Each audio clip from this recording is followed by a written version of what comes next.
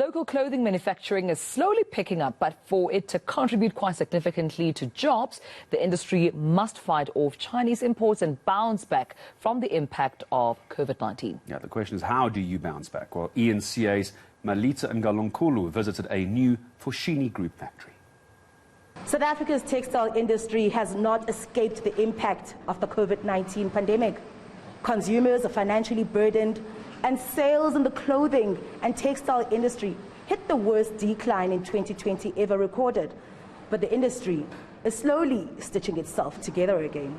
Government's vision is to have more factory hubs like this to supply retailers with local clothing.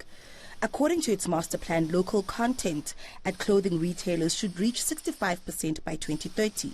It is now at 44%. After we launched our initial master plan, we've had the challenge of shops being limited in their trading hours during the pandemic. We've had the challenges in July with shops and factories being looted in parts of KwaZulu-Natal, and we're in a recovery mode now. We're trying to catch up what we've lost. As the economy recovers, the Foschini Group, one of South Africa's biggest dedicated clothing retailer, is continuing to lead the way in local manufacturing.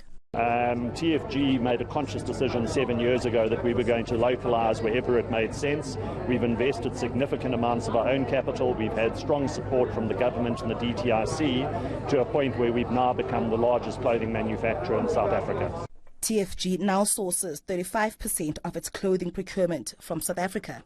5 years ago, as much as 80% of its apparel items were imported from Asia. After years of relying on Chinese imports, South African clothing retailers are starting to see the long-term attractiveness of starting to source and manufacture more of their products locally. Melitta Ngalonkulu, Johannesburg.